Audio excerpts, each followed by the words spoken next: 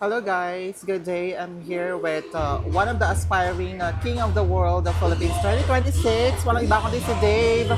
Hi Dave, Hello po. kumusta? Okay lang po.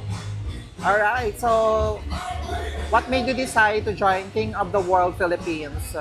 I think po kailangan ko na naman pong step up tsaka mag-experience po ng mga bago para matuto po ako.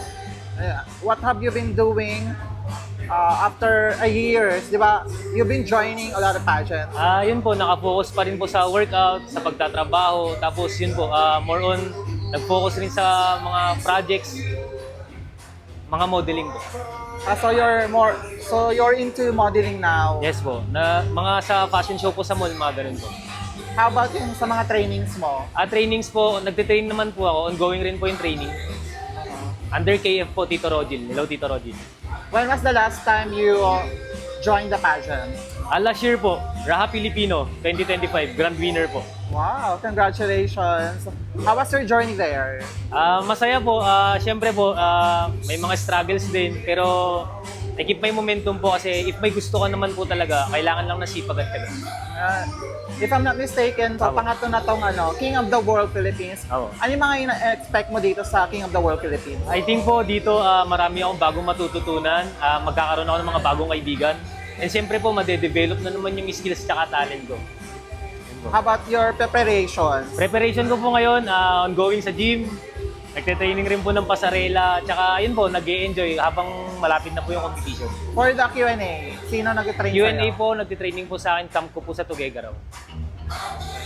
Is it really important to have a physically fit when you are joining the pageant, especially sa mga national? Yes po, malaking factor rin po na kailangan not only physically po, pero kailangan po physically fit tayo, pero dapat mentally fit rin po tayo pag sumasali tayo national competition. Kasi parang nire-represent po natin yung iba't ibang lugar natin, so we will give our best po para i-represent yung lugar na maayos. How is Dave now? Ngayon po, masaya, makulit, mas maraming natutunan, dinevelop ko po nung sarili yung gusto ko, tsaka yung mindset ko po, may mga binago po ako. And who encouraged you to join King of the World Philippines?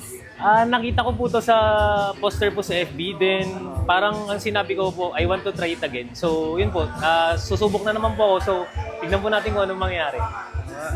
What it takes to become a King of the World Philippines for I you? think to be a king of the world, you need to be passionate and driven sa ginagawa mo.